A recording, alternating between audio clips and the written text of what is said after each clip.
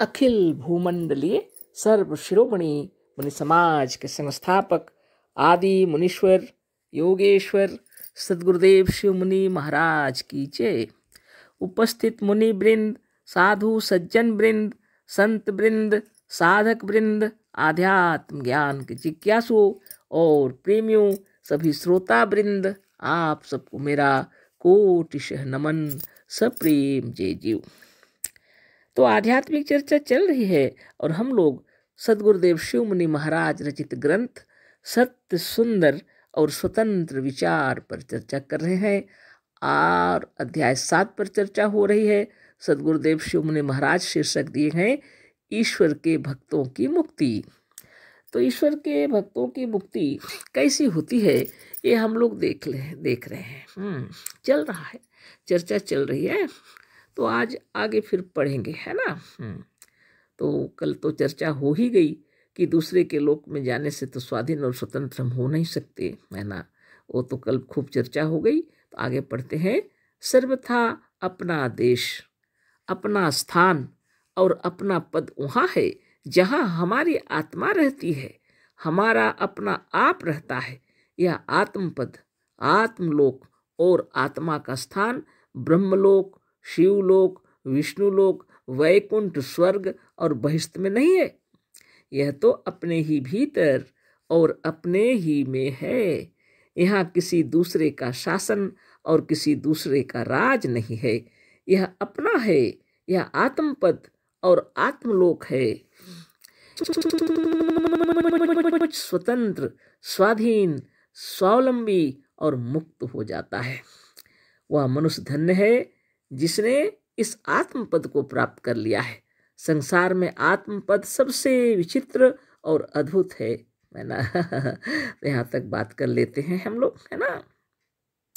तो सद्गुरुदेव क्या कह रहे हैं? सर्वथा अपना देश, अपना स्थान और अपना पद वहाँ है जहाँ हमारी आत्मा रहती है ना।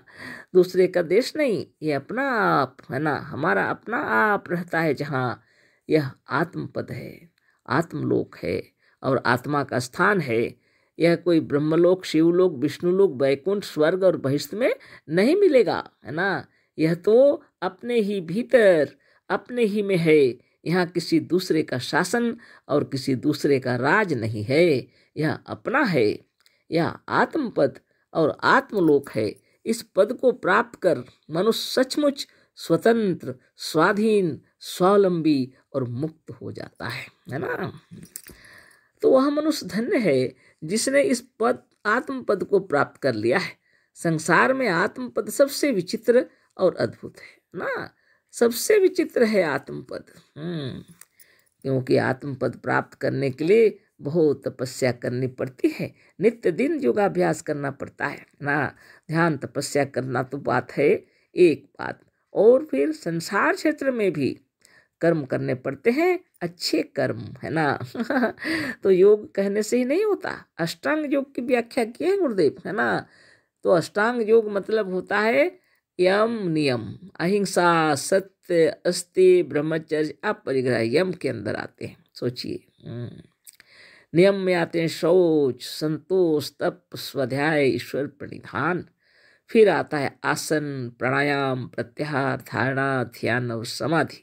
ये सब मिलाकर अष्टांग योग हो जाते हैं। 8 प्रकार की योग विधि से आप अपने परम पद पर पहुँचेंगे, है ना। जिसको आत्मपद कहते हैं, है ना। इस पर पहुँचने के लिए आपको यम नियम का पालन पक्का करना पड़ता है। और हमेशा ख्याल रखना पड़ता है अपने आत्म गौरव का, है ना। इसलिए यह बहुत सुंदर विधान के साथ आप अपने आप में अपने आत्मपद को प्राप्त कर सकते हैं। लेकिन आपका मन भटकता है अगर बाहर, तो उसको एकाग्र करना पड़ेगा, है ना।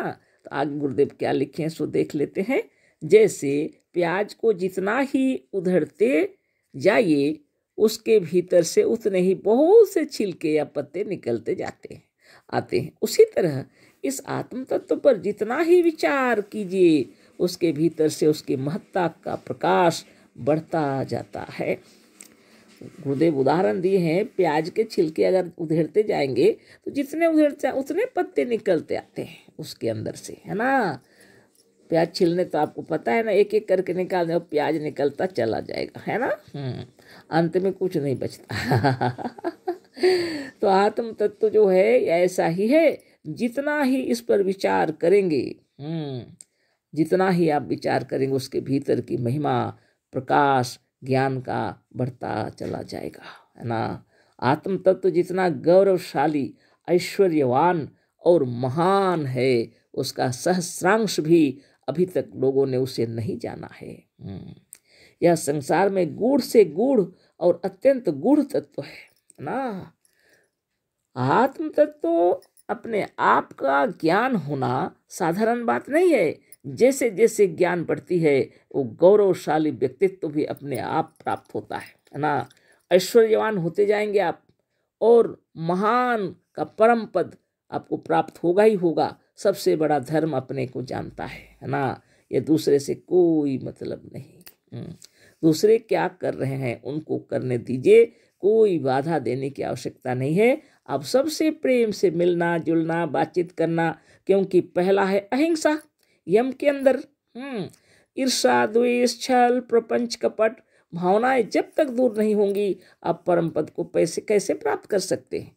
या रुपये पैसे देने से थोड़ी प्राप्त हो जाएगा कि किसी को लड्डू खिला देंगे और प्रणाम करेंगे मंदिर में जा करके तो आपको पद प्राप्त होगा, नहीं होगा। इसके लिए आपको अहिंसा का पालन करना पड़ता है। हृदय निर्मल होगा जब तब आप अपने आप में तल्लीन होते हैं, साधारण बात नहीं है ना। तो सद्गुरुदेव कह रहे हैं जितना ध्यान तपस्या करके अपने आप में तल्लीन होते जाएंगे, है ना, आप इतनी महिमा आपके अंदर बढ़ती चली जाएगी। आत्म तत्व के जितने निकटस्थ होते जाएंगे आप, गौरवशाली व्यक्तित्व होगा, ऐश्वर्यवान होंगे, महान का परम पद आपको प्राप्त भी हो जाएगा। सबसे बड़ा धर्म अपने को जानना है ना। ये बहुत बड़ी बात है गुरुदेव की कृपा से। लेकिन यह ज्ञान जो है ना, यह संसार में गूढ़ से गूढ़ और अत्यंत गूढ़ तत्व है। यह बिल्कुल गूढ़ तत्व है, सबको नहीं बताया जाता, है ना। जो दीक्षा लेते हैं उनको ही बताया जाता है। मनुष्य का परम धर्म, सबसे बड़ा धर्म अपने को जानता है। मनुष्य का परम धर्म है सबसे बड़ा, जो अपने आप को जानता है वही उसका धर्म है। आत्मज्ञान और आत्मचिंतन के लिए थोड़े से योग की आवश्यकता है। आत्म ध्यान और आत्मचिंतन करने के लिए थोड़ी सी योग की भी आवश्यकता है। योग साधन एक बहुत सरल कार्य है। यूं तो योग साधन बहुत सरल कार्य है, लेकिन समय निकालना, उसमें मन को लगाना, ये है कठिन ना। योग साधन तो बहुत ही सरल है, लेकिन नियत समय पर बैठना, नित्य दिन करना, अपने आप को उसमें लगाना, ये तो बहुत कठिन हो जाता है। और कार्य क्षेत्र में फिर अपना ध्यान रखना, है ना, यह सब कठिन है। तो जब तक आप योग नहीं करेंगे ये कार्य सरल नहीं होंगे। योग साधन जितना सरल है वैसा ही बाहर के कार्य भी सरल होते चले जाते हैं। ये तो योगी लोग जानते हैं। आप जितना दिन जो साधन करते रहेंगे तो आपका शरीर भी स्वस्थ रहेगा, मन भी स्वस्थ रहेगा, प्रसन्नचित्त रहेगा, आपके कार्य भी अच्छे होंगे, व्यवहार भी सुंदर होगा।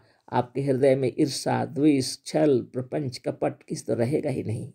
सारी वृत्तियां जो है शुद्ध होती चली जाएंगी, है ना। तो जितनी शुद्ध होती चले जाएंगे उतने आप आत्मस्थ होते चले जाएंगे, उतना स्नेह से भर जाएंगे आप, है ना। अपने प्रति हृदय में प्रेम भाव जितना बढ़ जाता है कि दूसरों के लिए भी छलक पड़ता है। ऐसे महात्मन लोगों के साथ संसार में जिसके भी साथ संपर्क है अपना थोड़ा भी, वो सब उसकी कल्याण की बात सोचते हैं। तो क्यों लड़े किसी के साथ जो सबका कल्याण करना चाहते हैं, है ना। सबकी अच्छाई चाहते हैं, है ना। तो आत्मज्ञानी सबके अच्छाई के लिए स्वयं नित्य योगाभ्यास करते हैं, ताकि अपने आप में शक्ति हो, बल हो, धैर्य हो और अपने आप को पहचान सकें, कहीं भटक न जाए हम लोग, है ना। तो मंदिर, मस्जिद, गिरजा, गुरुद्वारा को लेकर के जो जितना लड़ाई झगड़ा, दंगा फसाद, ये सब क्या है? अज्ञान है ना। इसको आत्मज्ञान नहीं कहते हैं। इसलिए इन सब से हटकर, सारी दुनिया से हटकर एक समय, एक टाइम निकाल कर नित्य अपने ध्यान में, आसन में विराजमान होना पड़ता है ना। इसी को गुरुदेव कह रहे हैं, आत्मज्ञान और आत्मचिंतन के लिए थोड़े से योग की आवश्यकता है। योग साधन एक बहुत सरल कार्य है, इसे प्रत्येक गृहस्थ कर सकता है। योग साधन पर जो ग्रंथ हमारी लेखनी से लिखे गए हैं, उन्हें पढ़कर आप बिना गुरु के भी योग तत्व को समझ सकते हैं, पर उसकी क्रियात्मक शिक्षा लेने के लिए स्वतंत्र विचारक योगियों की संस्था, मुनि समाज का सदस्य होना पड़ेगा। योग को भी अंतिम लक्ष्य स्वरूप की प्राप्ति है। योग का जो भी है अंतिम लक्ष्य है स्वरूप की प्राप्ति। योग दर्शन शास्त्र में भी कहा गया है, तदा द्रष्टु स्वरूपे अवस्थानम, पतंजलि योग दर्शन शास्त्र में लिखा है ना। तो कहने का मतलब यह है कि अगर आप सचमुच में मोक्ष प्राप्त करना चाहते हैं, है ना, तो योग तो करना होगा। वो भी उत्तम कोटि का योग, है ना। अखिल भूमंडले सर्व शिरोमणि मुनि समाज कह करके एक संस्था गढ़े हैं गुरुदेव, और इसी के अंतर्गत जो योग साधन बतलाया जाता है वह सहज है, सरल है, बहुत सुंदर। और इस योग को करते करते आप स्वरूपस्थ होने लगेंगे। जैसे योग दर्शन शास्त्र में, पतंजलि योग दर्शन में लिखा है, तदा द्रष्टु स्वरूपे अवस्थानम, तब दृष्टा साधक योगी स्वरूप में स्थित हो जाता है। वो कभी विष्णु लोक में नहीं जाएगा कि कहीं कहीं दूसरी लोक में नहीं जाएगा, सीधे आत्मलोक में जाएगा, क्योंकि अपने स्वरूप में स्थित होता है। वह जब जान जाता है कि यह अपना आप ही ब्रह्मा विष्णु महेश्वर है, अपना आप ही खुदा है, अपना आप ही सब कुछ है, तो फिर भटकने का सवाल नहीं उठता। ठीक है, ये तो बहुत समय हो गया, कल फिर चर्चा करेंगे। आप भी विचार कर लीजिए। अशेष धन्यवाद, कोटिशः नमन, सप्रेम जय जीव। सद्गुरुदेव शिव मुनि महाराज की जय।